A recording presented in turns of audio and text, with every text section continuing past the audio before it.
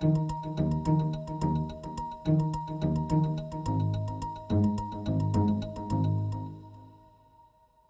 헌법 보면 대한민국은 거주민들이 잘 있습니다. 옆에서 또 그냥 한테 치우죠. 이 회사는 여러분이 주인이라 해놓고 진짜야만 하는 건 아니고 주인은 물론 아시고 열심히 일하는 뜻이야. 결혼을 통해서 자기 삶을 바꾸는 거. 사회를 더 나은 사회로 만드는 게 직접적 결혼이라는 게 대단히 적었다는 거예요.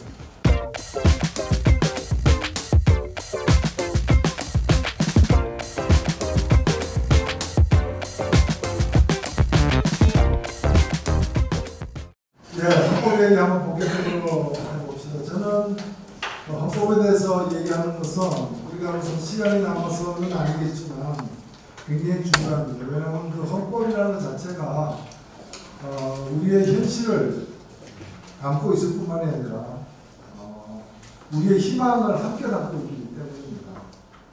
그리고 우리의 아픔과 기억도 같이 담고 있습니다. 무슨 얘기인가 하면은 어떤 면에서 헌법은 우리가 거쳐온 과거와 물론 그 과거 전부는 아니고 그 과거 중에서 잊지 말아야 할 것들, 잊고 싶지 않은 것들을 담고 있고 동시에 우리의 적나라한 현실을 담고 있고 한편으로는 우리의 미래까지도 담고 있습니다. 어쨌든 헌법은 법입니다. 근데 법에 무슨 과거가 있고 현재가 있고 미래가 있느냐?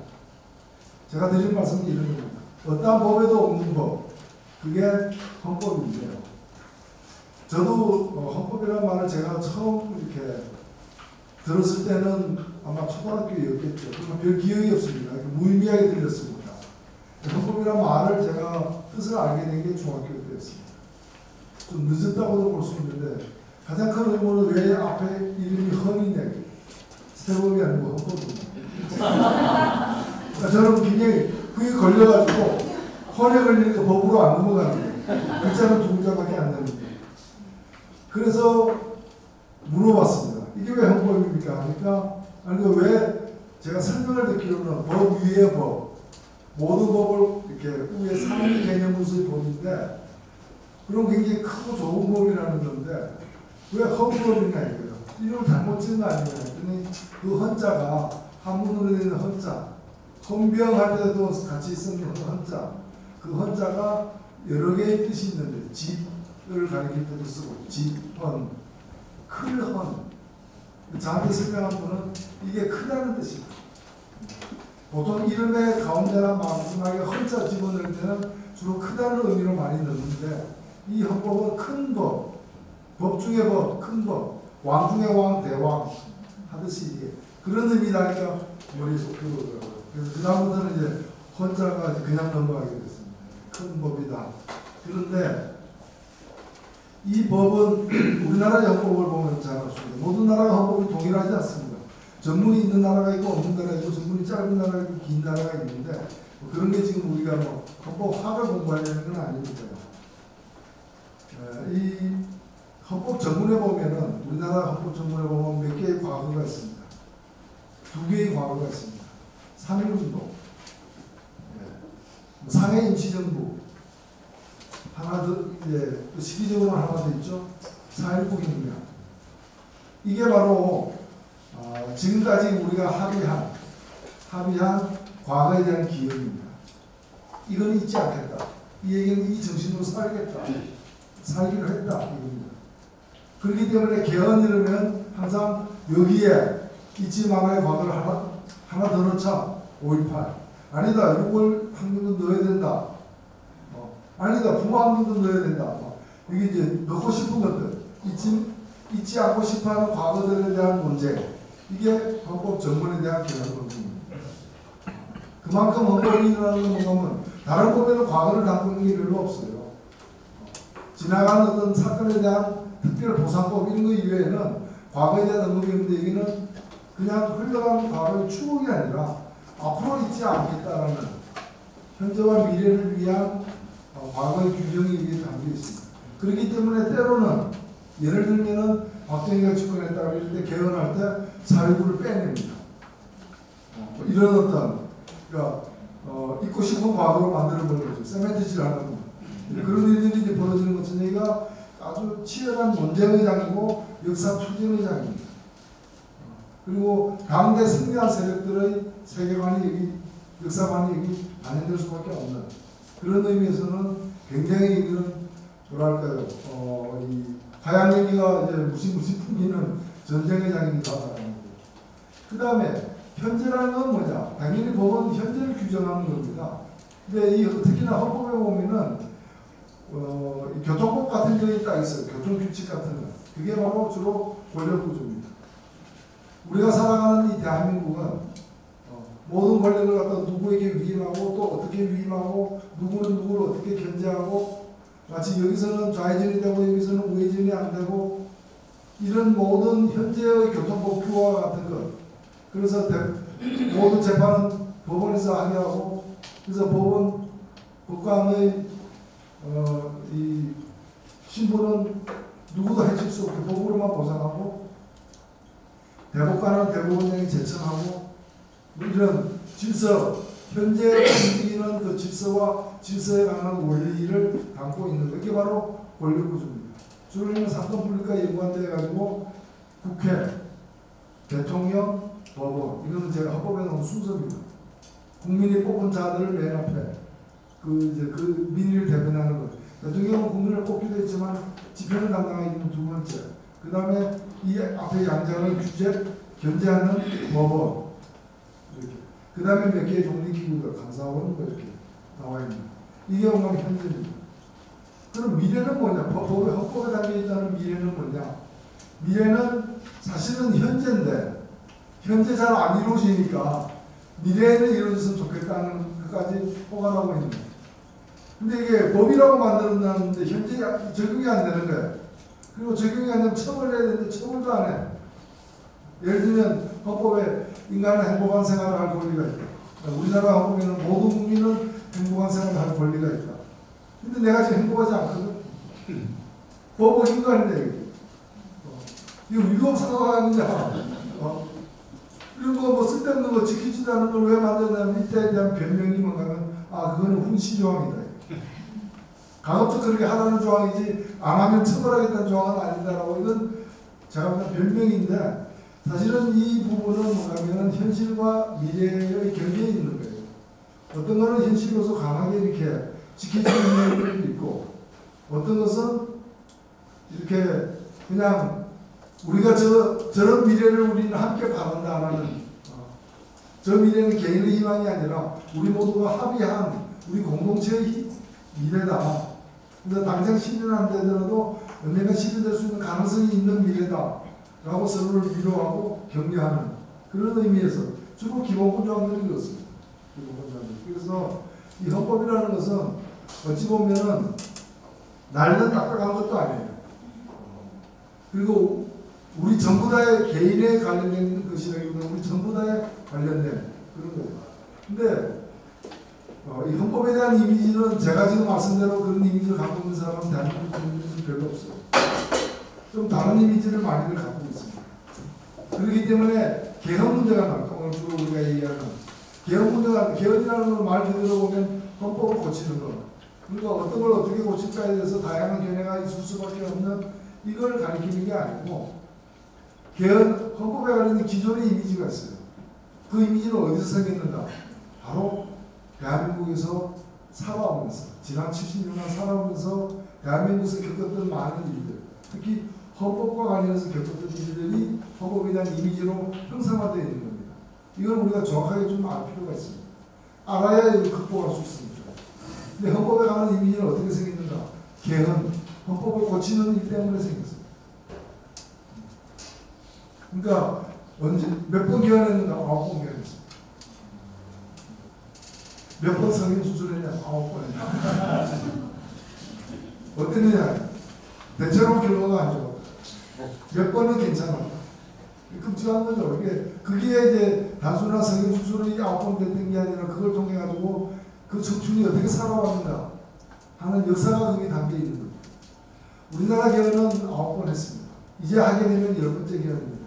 그래서 10번째 개헌을 잘 하기 위해서는 9번의 그 개헌이 어떻게 이루어졌고 어떤 문제가 있었는가를 정확하게 알려야 됩니다. 사실 그 9번의 개헌으로 어떤 조항이 바뀌느냐는 두 번째로 중요합니다. 더 중요한 건 뭐냐? 그 개헌의 배경, 과정 이런 것들. 이 9번의 개헌이 남긴 추억이 바로 헌법에 대한, 개헌에 대한 우리 국민들의 기본인식입니다. 이 9번의 개헌의 특징은 뭐냐? 특징은 그 중에서 3번의 개헌을 제외한, 이 3번의 개헌을 제외한 나머지 6번의 개헌은 다 전혀 국민을 위한 개헌이 아닙니다. 국민을 위한 개헌이 아니었습니다. 이 3번의 개헌은 예외인데, 이거는 2차례에 걸쳐서 이루어진 3번의 개헌입니다. 2차례라는 건 뭐냐? 우리 역사에 그래도 지난번 촛불처럼 국민들이, 시민들이 일어서서 시민들의 뜻이 대체로 관철되는 그런 역사적 경험이 몇 번 있었죠. 그런 고비가. 대표적인 게 4.19, 그 다음에 6월 항쟁, 6월 항쟁이죠. 왜냐면 5.18 이런 거는 승리가 아니었잖아요. 그냥 짓밟혀 버렸잖아요. 억울하게도, 안타깝게도. 역사적으로는 나중에 승리했지만 그 당시 5.18 과정에서는 짓밟혀 버렸잖아요. 6월 항쟁이나 4.19는 일단 승리했잖아요. 그 당시로서. 그래서 4.19가 끝난 뒤에 2번의 헌법을 고쳐졌습니다. 그 다음에 6월 항쟁이 끝난 뒤에 한 번 고쳐졌습니다. 이게 3번입니다. 2차례에 걸쳐서 3번 고쳐졌는데 이 3번을 제외한 나머지 6번은 뭔가면은 이승만이 2번 했습니다. 박정희가 3번 했습니다. 전두환 나도 한 번 하겠지. 네. 그렇죠. 나도 독재자인데. 그래서 4명의 독재자가 2번, 3번, 1번 했습니다. 참으로 재미있는 것은 이 독재자가 한 개헌은 그때마다 사정이 달랐기 때문에 내용도 달랐지만 공통점이 있습니다. 이 6번 다 불법적으로 했습니다. 헌법을 고치는 일이야말로 헌법적 절차, 헌법과 법에 규정된 절차에 따라서 고쳐야 되는데 이 6번이 다 탈법 불법이었습니다. 탈법 불법. 그래서 이 6번 다 별명이 붙어 있습니다. 뭐 4.4.5 발췌개헌, 4.4.5 개헌, 그 다음에 삼성개헌, 그 다음에 유신, 그 다음에 뭐 전두환 이름도 못 붙이고 이제 이게 다 불법적이었다는 특징. 또 하나는 뭔가 이 6번의 개헌은 전부 다 권력구조로 손댔습니다. 권력구조. 예, 그러니까 권력구조 완수됐습니다. 물론 다른 일, 권력구조를 고치면서 엉뚱하게 다른 인심 쓰려고 그걸 이제 죄를 이렇게 뒤덮기 위해서 기본권을 늘린다거나 아니 전두환 시대에 기본권 늘리면 뭐예요? 국민투표권도 안 주면서 이 6번은 간략하게만 제가 한번 이렇게 기억하실 필요는 없습니다. 이승만이 2번을 어떻게 고쳤는가? 원래 우리 헌법은 헌법 만들 때 시대적 배경이 담겨 있습니다. 헌법의 특징은 뭔가 하면은 헌법이 새로 만들어졌다는 얘기는 무슨 얘기입니까?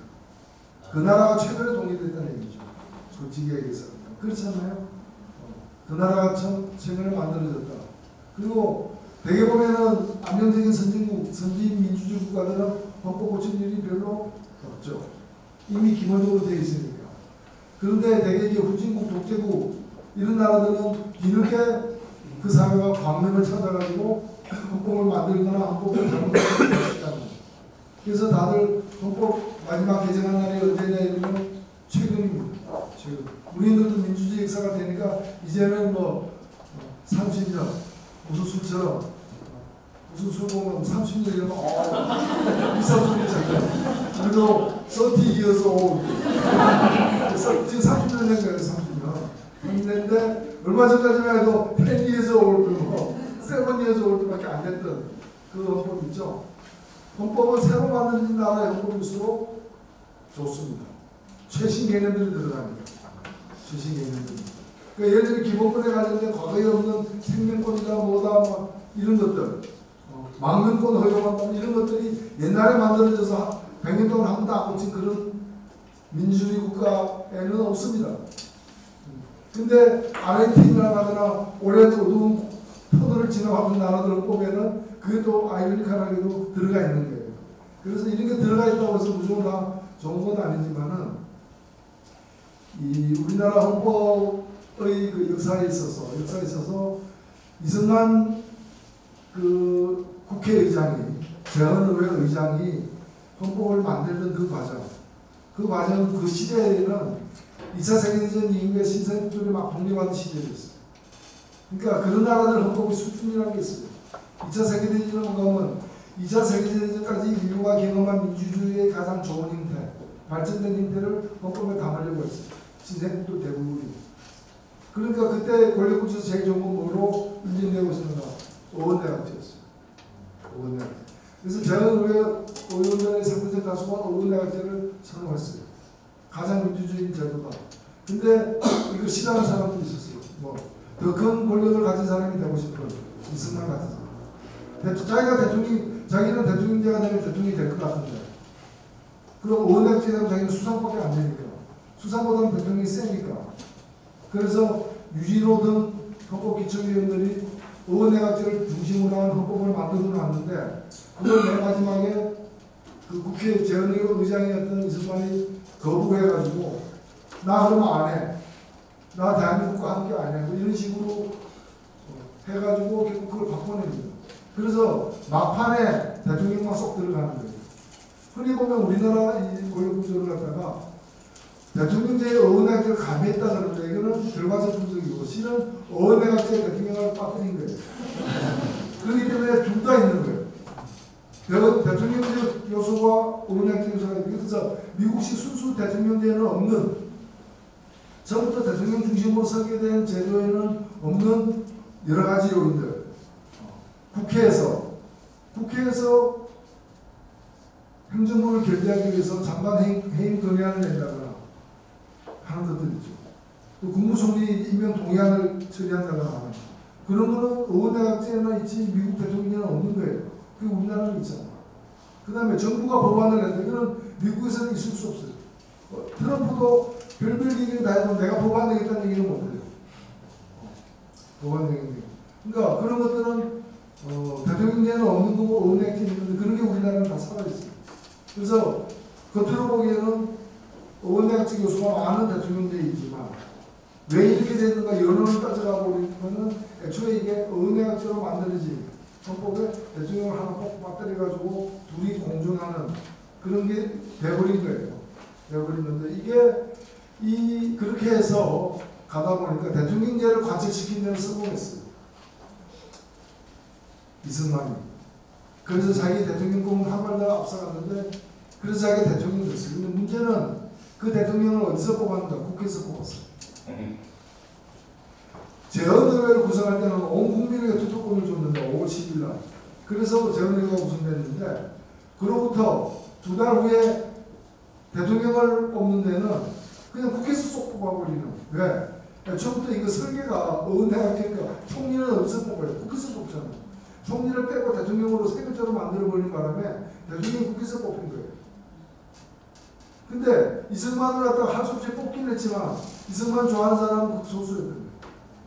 그러니까 대통령이 처음 된 다음에 두 번째 대통령 선거 1952년 그걸 앞두고 이승만은 가만히 계산을 해보니까 국회에서는 다시는 당선 안 되겠거든. 근데 우리 국민들, 수박한 국민들은 리승만 이러면 아직도 국부로 알고 있거든. 나를 국부로 얘기하는 사람들이 나를 뽑게 하겠다. 그러면 되죠. 대통령 뽑는 걸 갖다가 국회에서 뽑는 게 아니라 국민이 뽑도록 만들어야 되겠죠.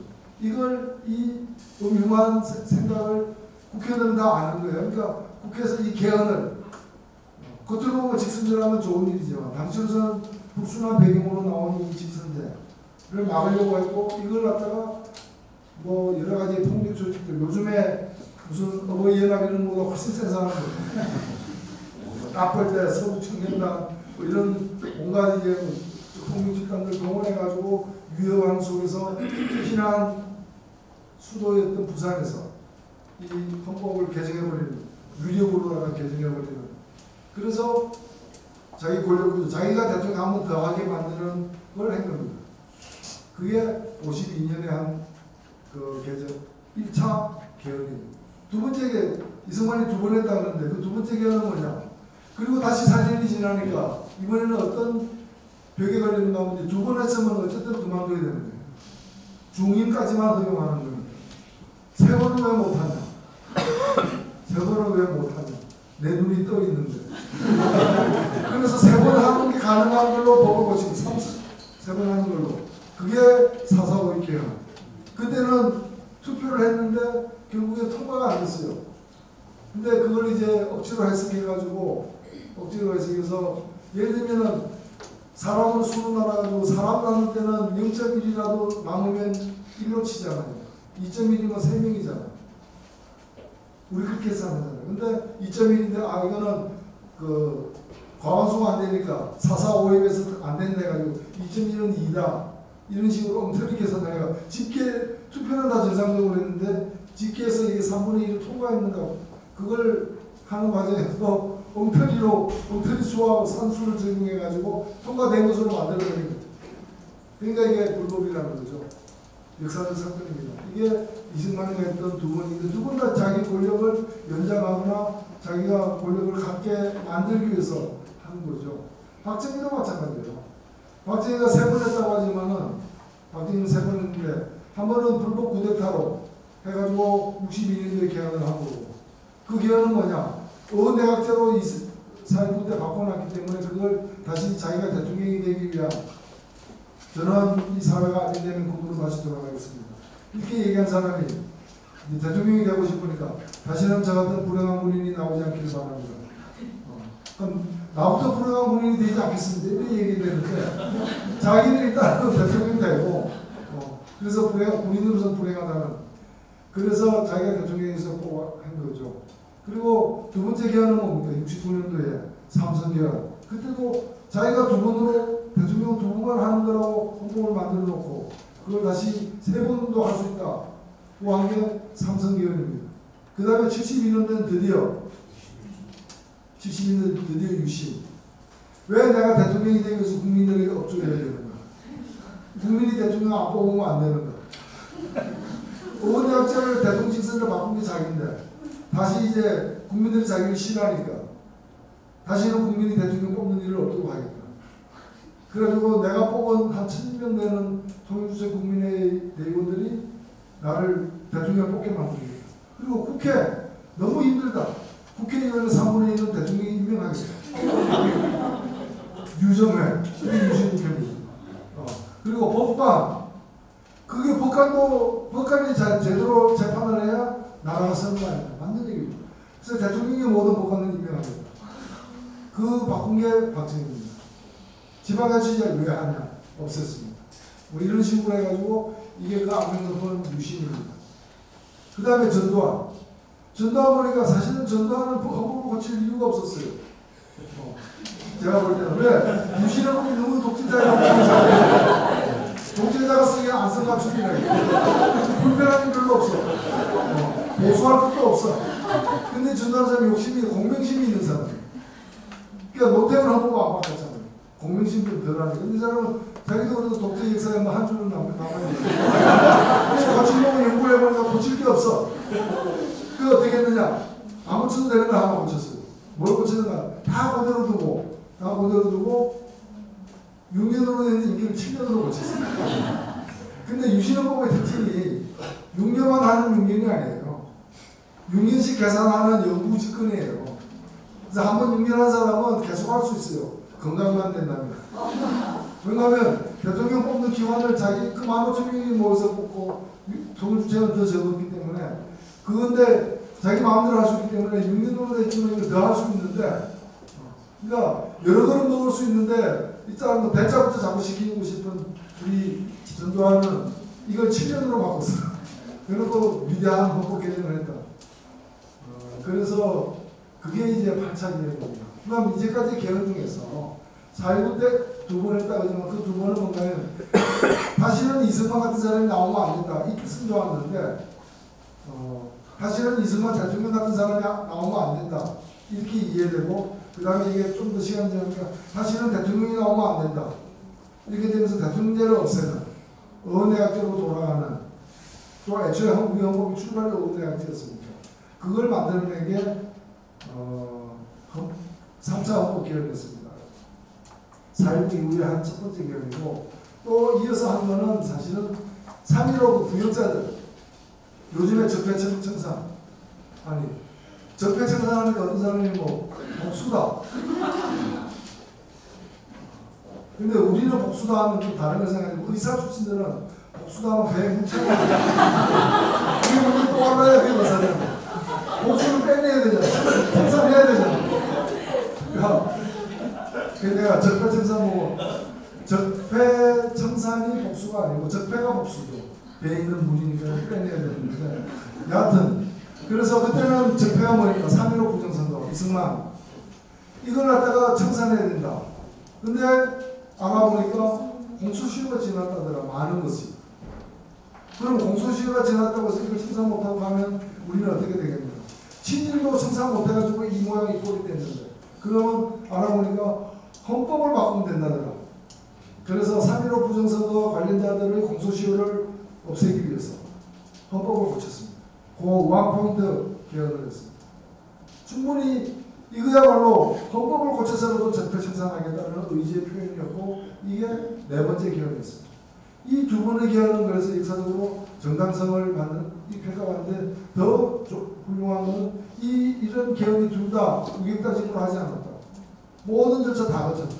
그러니까 앞에 제가 말씀드린 치욕스러운 6번의 개헌에 비해서 이거는 순수하게 합법적으로 이루어졌다. 그 다음에 가장 마지막에 했던 구차개헌. 구차개헌이 바로 87년에 했습니다. 구차개헌의 특징은 여러 가지가 있습니다. 구차개헌도 성공계 여러 개 있지만 핵심은 뭡니까? 대통령을 드디어 국민선으로 뽑겠다라는 겁니다. 이렇게 민주주의가 원점으로 다시 이렇게 회복이 되는 순간이었습니다. 사실 6.25 항쟁 내내 길거리에서 가장 많이 들렸던 것은 직선제 개헌 쟁취였습니다. 영구집권을 뭐 타도하고 직선개헌 쟁취하자. 그거였습니다. 국민적 합의였습니다. 당연히 정치권, 특히 함께 싸웠던 정치권, 야당들의 합의였습니다. 이견이 없었습니다. 이견이 있다면 뭐냐? 5년으로 할까? 4년으로 할까? 혹은 6년으로 할까? 또 하나는 뭔가면 한 번만 하게 할까? 두 번까지 가능하게 할까? 그래서 여러 가지 당시의 정치적 역학이 반영돼가지고 한 번 하자. 두 번 하는 게 정상이나 지금 할 사람 많다. 한 번씩 하자. 한 번만 하자. 한 번만 하자. 그 대신 4년을 한 번 하면 좀 너무 그러지 않느냐. 5년으로 한 번 하자. 그래서 나름대로는 한국인이 나니 쉽게 합의가 됐습니다. 이 합의가 잘못되면 이거 가지고 또 엄청 싸울 수 있지만 전두환 노태우가 살아있으니까 또 그들이 바뀌면 출마할 수 있기 때문에 이 갈등은 빨리 해소됐습니다. 빨리 해소되고 시간이 지나면 왜냐하면 그때까지는 대통령은 전두환이었습니다. 항복한 전두환이었습니다. 그렇잖아요. 꺼진 불도 다시 보죠. 항복은 했지만 저게 죽은 게 아니니까 언제 다시 또 횡포를 불지 모르니까 이 열기가 식기 전에 선거하자. 그럼 해를 넘기지 말자. 해를 넘기지 않으면 12월 달에 해야 된다. 날 찾다 보니까 12월 17일인 것이 18일까지 간 거예요. 더 넘길 수는 없다. 크리스마스입니다. 크리스마스 입주 전에 끝내자. 그래서 그날이 대통령 선거일로 잡힌 겁니다. 잡힌 거고 역사내가지고 그러면 헌법 언제까지 고쳐야 되는 거 아니야? 10월이면 헌법 고쳐야 되지 않겠어? 10월 27일 날 헌법 고칩니다. 헌법을. 그 국민투표를 그날 했습니다. 10월 27일. 그러다 보니까 요구하면 9월 15일 날 합의가 돼야 될 거예요. 9월 중순에는. 그래서 6월 항쟁을 했는데 2학년은 8월달 장례를 치렀는데 9월 중순에 합의를 하는 빠듯한 과정이에요. 그러다 보니까 어떤 일이 발생했는가. 나머지는 나중에 고치자. 이번에 이거 하나 고치는 것만 해도 나머지 고치는데 논쟁이 길어져가지고 그것 때문에 싸우다 보면 이걸 못 고치게 되고 이걸 못 고치면 연대선거 못하고 그러면 전두환이 내내가 어떻게 될지 모른다.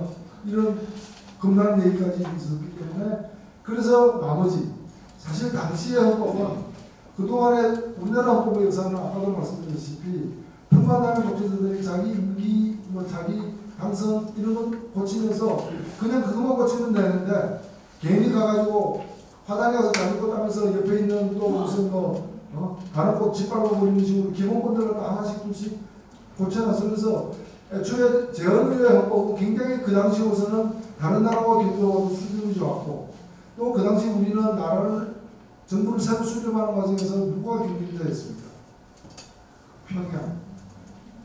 그러니까 평양보다 나아야 될 거 아니에요.